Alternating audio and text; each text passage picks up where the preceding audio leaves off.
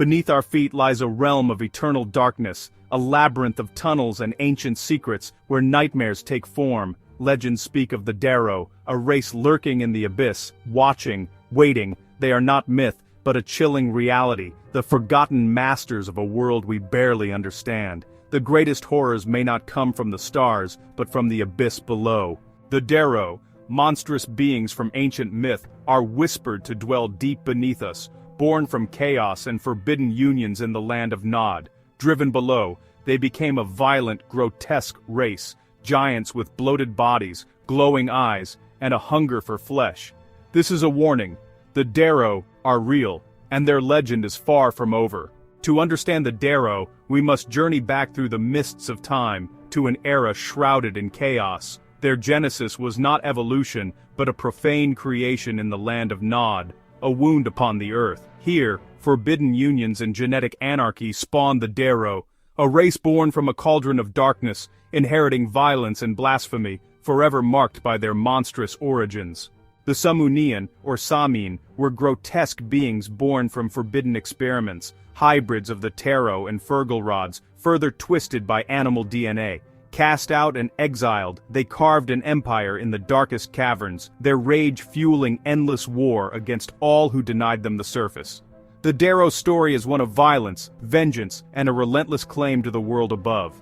In the shadows beneath the earth, demonic beings from the planet Nirvana, Shiva, Vishnu, and Brahma, descended to Chaldea, twisting human faith and becoming the monstrous Goroyans. Their leader, Goro, ruled from Mount Himavat, and their forms inspired legends like Ganesha, misunderstood, not elephant-headed but beaked, monstrous, and powerful.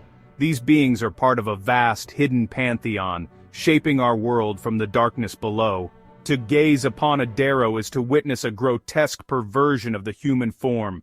Giants, 7 feet tall, bloated and distended, with corpse-like skin and glowing silver-yellow eyes. Their most defining feature, a long, fleshy beak nose, a genetic inheritance from penguins.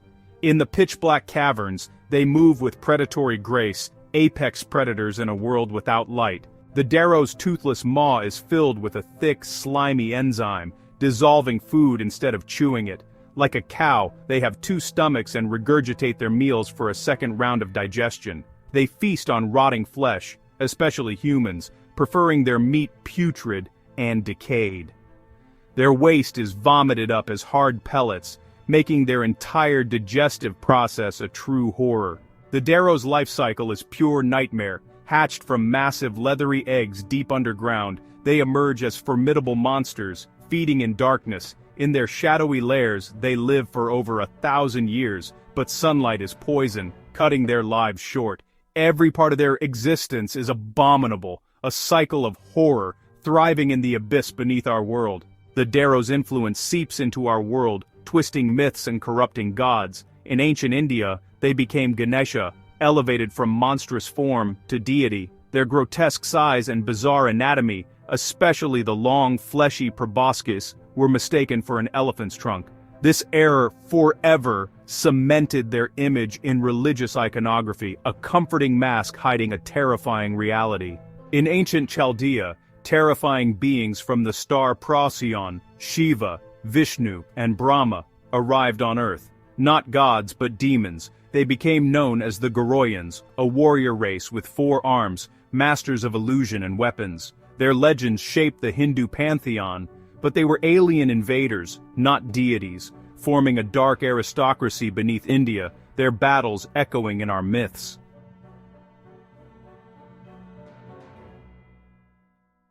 The existence of the Dero is defined by conflict. From the moment of their profane creation, they were a race born for war. Their very first acts were of rebellion, lashing out at their own creators, the Sinin, or Tero, who were supposed to keep them under control. The Tero had unleashed a force of pure aggression, a destructive biological weapon that immediately turned on them. Ancient chronicles speak of the Dunakial, another subterranean race, being viciously attacked by the Samin Dero. This primordial violence set the stage for the Dero's entire history. They are not peaceful troglodytes, they are conquerors, constantly seeking to expand their territory through brutal force. This inherent aggression fuels an eternal multi-front war in the dark places of the Earth. The Dero's primary belief is that the planet Earth is their original birthright, a world stolen from them and now occupied by usurpers, including humanity. This conviction puts them in direct and constant conflict with other underground races who hold similar beliefs. Their greatest rivals are the Duwani, another ancient race who contend that they are the true original owners of the planet. The vast, silent caverns beneath our feet are not silent at all. They are a perpetual battlefield, echoing with the guttural war cries of the Dero and the clashes of their eternal struggle against the Duwani and others. This life of constant warfare has honed the Dero into formidable fighters, despite their grotesque appearance. They practice a unique form of martial arts, a brutal combination of wrestling and striking, known as sumo. This is not the ritualized sport we know on the surface, it is a deadly combat style. The brief warns, "Don't let the size fool you." They are deceptively quick for their immense mass, capable of closing distances with shocking speed and delivering crushing blows. The sumo wrestlers of modern Japan are, according to this lore, the distant descendants of the Dero, their immense size and wrestling prowess a faint genetic echo of their monstrous subterranean ancestors. Even the modern phenomenon of extreme obesity is linked back to this dark lineage. People who carry over 300 pounds of fat, who have fat ankles and can barely walk, are said to be descendants of the Dero.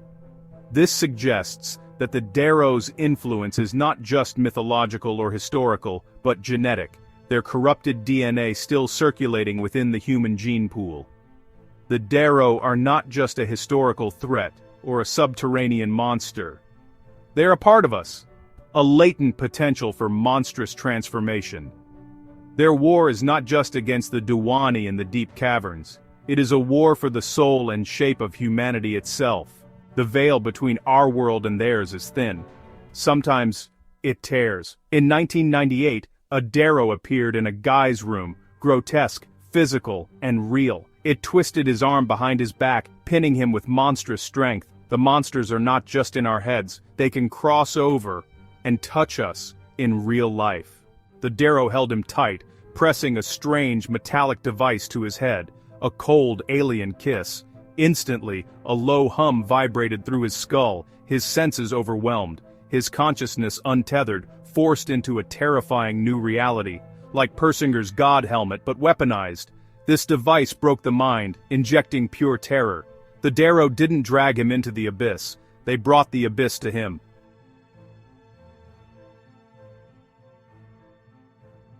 With the Dero's device pressed against his skull and his mind just reeling, the final impossible event occurred. The very fabric of his small room began to warp. Across the room, where a solid wall should have been, a doorway materialized out of thin air. But this was no ordinary door. It appeared to be 75 to 100 feet away, which is just an impossible distance within the 10-foot confines of his bedroom. The space between him and the door had been stretched, distorted, creating a long dark corridor that simply hadn't existed moments before. It was a direct and, honestly, terrifying alteration of space-time, a portal ripped open by the Dero's technology. This phenomenon is not without precedent in the dark world of black projects and secret government programs. It echoes the chilling claims of whistleblowers like Andrew Basiago, who spoke of his time in Project Pegasus, a DARPA program allegedly focused on time travel and teleportation. Basiago described jump rooms, devices capable of creating wormholes, of bending space and time to create instantaneous portals between two locations. The Dero, with their technology 500 years ahead of our own, have clearly mastered this ability. The doorway in his room was their jump room, their method of egress, a private wormhole connecting his reality to theirs. The Dero and its shadowy companion, a dark entity that had stood watching from the corner, were preparing to leave. They were preparing to take him with them. The portal was their exit strategy, a gateway to their own dimension or to some dark corner of the earth. He was about to be abducted, pulled through a tear, in reality, into a world of unimaginable horror. The Dero's grip was still like a vice on his arm, ready to drag him into that impossible corridor. The sick pig-like laughter echoed again, a sound of triumph. They had broken his reality, opened the way, and were about to claim their prize. But then, something else happened. Just as they began to pull him toward the shimmering distant door, a sound erupted that dwarfed the Dero's cackling. It was a roar, a deafening, terrifying blast of sound that seemed to shake the very foundations of existence. It was not the roar of any animal but of something ancient and powerful, a sound filled with righteous fury. The Dero froze. Its laughter died in its throat. The shadow being recoiled as if struck. The roar was a command, a rebuke from a power far greater than their own. And in that moment, he knew he was not alone in this fight. Help had arrived from a place he could never have imagined. In the shadows, secret governments have struck a dark bargain with the Dero, trading people for forbidden technology. Citizens are abducted and delivered to the Dero, doomed to horror beneath the earth. In return, our leaders gain access to technology centuries ahead of ours, powerful enough to change the world. This is the devil's bargain, human lives traded for unimaginable power.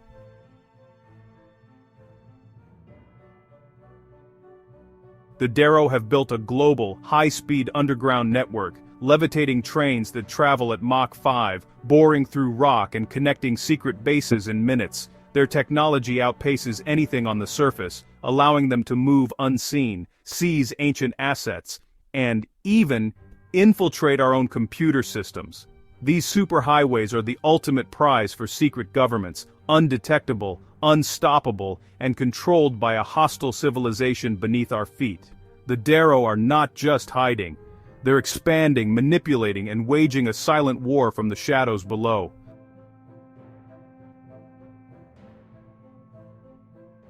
The Dero are not bound by our reality. They cross dimensions using advanced technology, building flesh bodies as vessels to operate in our world. Their science lets them step through walls, appear in locked rooms and sustain themselves here, bridging realms with devices beyond our comprehension. Ancient texts hint at these dimensional gateways: Eden's guarded portal, the Tree of Life, the Flaming Sword, echoes of a reality where time, space, and access are intertwined. Now, the Dero use their own technology to pick those ancient locks, forcing entry into our world.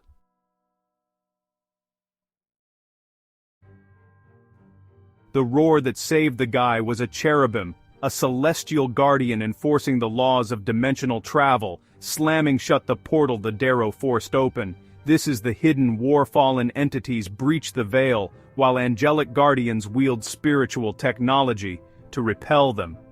Both angels and Dero possess bodies, but of different substance. Some appear human, others monstrous, all part of a vast spiritual ecosystem.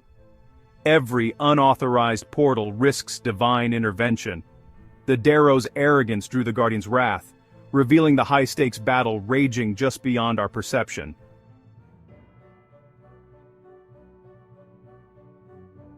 The Dero are not myth. They are ancient, physical, and technologically superior beings, manipulating our world from the shadows.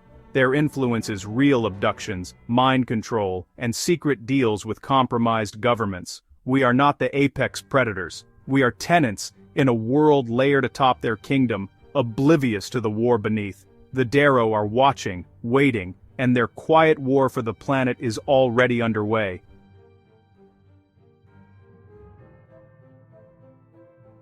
The portals are real, and the danger is urgent. Guard your mind, your home, your soul. Faith and awareness are your shield. Governments are compromised, and only the divine offers true protection. The Dero and their kind are here, watching, waiting for their moment to rise. Be vigilant, be prepared. The war from the underworld has already begun.